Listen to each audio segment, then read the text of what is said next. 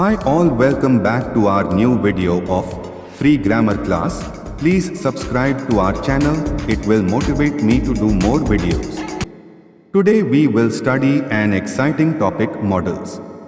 Modal verbs are a special kind of helping verbs. They are used to help the main verb to express the mood of the subject and at the same time indicate the possibility, persuasion, and willingness. Modal auxiliary verbs. Modal auxiliary verbs are used with the main verbs to express ideas such as permission, obligation, prohibition, suggestions, possibility, intentions, ability, etc. Modal auxiliary verbs are shall, will, can, may, should, would, could, might, must, and had better. Let's look at some examples with modal auxiliary verbs. Can you cook biryani? It is an ability. Ramu said that he might visit her. It's a possibility. You must attend this seminar. It's an obligation. Semimodal auxiliary verbs. Semimodal auxiliary verbs are dare, need, used to, ought to, have to. Semi-modal auxiliary verbs or semi-modal, also known as marginal modal verbs, are verbs that behave partially like the main verb and partly like an auxiliary verb. Let's see some example sentences with semi-modal auxiliary verbs. I dare not go to the party. Nobody need know the name of the person who made the complaint. I used to wake up early when I was in college. We ought to exercise every day. Before going further, let's see some difficult words with meaning. The first word is persuasion. Persuasion means the act of persuading or leading someone. Willingness. Willingness means happy to do something. Prohibition. Prohibition means a law or rule that prohibits somebody or something. Obligation.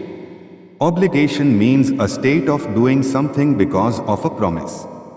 Keep these words and meanings in mind while going through the lesson. Let's see the most common modal verbs. Let's start with can. Can is used to denote the ability of the noun or pronoun to perform an action or to request permission to act. For example, I can paint. This sentence denotes the ability of the pronoun I to paint. Can I paint? This is to request permission to paint. Ajay can drive a car. This sentence denotes the ability of noun Ajay to drive. Can I drive your car? Here it is to request permission to drive someone's car. Could.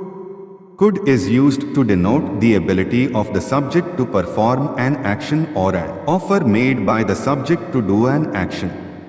For example, he could dance. Here could is used to show the ability of the subject, he to perform the action dance. She could solve her problems. He could convert the sentence. May. The word may is typically used in the present tense to indicate something that's likely to happen or to ask for permission. For example, may I come in? Request permission to come in. He may like the color. Here it is a possibility. She may attend the party. Here it is a probability. Might. The word might is typically used in the past tense to describe something that's unlikely to happen or situations that didn't take place. For example, she might like the presentation. Here it's unlikely to happen. He might like the shirt. She might not like the color. He might like drawing over painting. Here it is a situation that didn't take place. Will. The word will is a highly popular and straightforward method to describe what you expect or plan to happen in the future. For example, she will attend the party. He will participate in the competition. They will attend the party. Anitha will dance at the party. Would. Would is commonly used to show politeness while requesting or asking if an Action can be done by the noun or pronoun. For example, he would love to attend the party. She would love to honor the gathering. The teacher would love to interact with the student. The priest would love to address the gathering. Shall. A modal verb used to suggest future action is shall.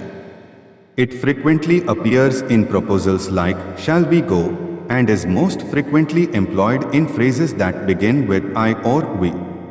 As a verb, shall is typically used to denote commitments or voluntary actions. For example, we shall attend the gathering. Shall I use your notebook? You shall let me know if you need anything. He shall dance. Should.